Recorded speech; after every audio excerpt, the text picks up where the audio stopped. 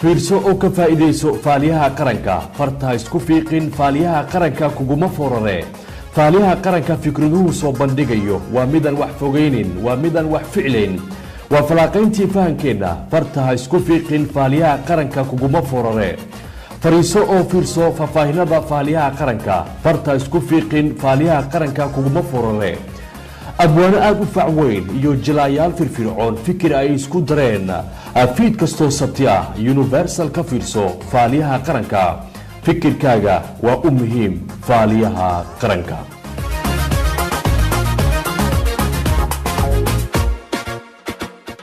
بسم الله الرحمن الرحيم داوديال إيجاديال إديموديال إدوكتيال إدهديال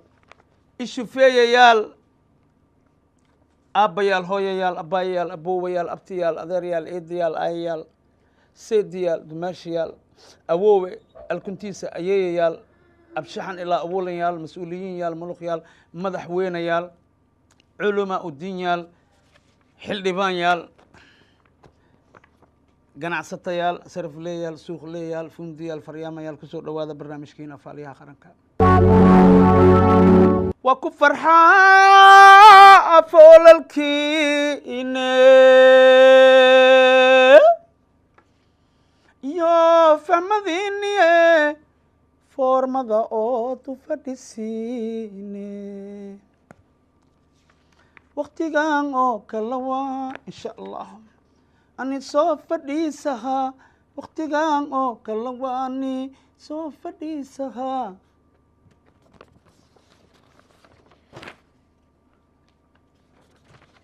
فير سذيال very nice يا أم فرحي وحي بفولو وصو فسحا kusoo dhawaada qodobka koowaad ee faaliyaha maxaas ahay qaranka walaalaheena Soomaaliland qodobka koowaad walaalaheena Soomaaliland hooshoodii ama hashoodii waa hashoodii curanaysay way dhashay abshir aw guryo Muuse Biixi Cabdi ayaa fud ka soo dhahay madaxdii la tartameesi wallahi ninkii ilaahay qor leh fud soo dhaha ama ni sheegino qofkii ilaahay qor aqabahayo u shan ka qodobka labaad amniga magaalada Muqdisho ama amniga magaalada Muqdisho waxa loo baahnaa sidii lagu balamay in ciidamada iyo shacabka oo gacmaha is haysta ay ka wada qayb galaan nabadgelyada inay ka qayb galaan shacabka iyo ciidanka gacanta is haysta ciidanka nabad sugidda qaranka oo qofkii wadanka il gur ku fiiriya hatta la rabi inay wax ka qabtaan hadaba shacabkii masaakiinta ayay dhulkoodii jijibi hooyaan dadkii la rabi in amniga ama shacabka qofkii dib u geesta ama il gur le ku dayo inay jijibiyaan ay shiidaan shacabkiya dhulalkoodii ay ka jijibi hooyaan sida warka uu qoraayo katarabila la geli hooya abu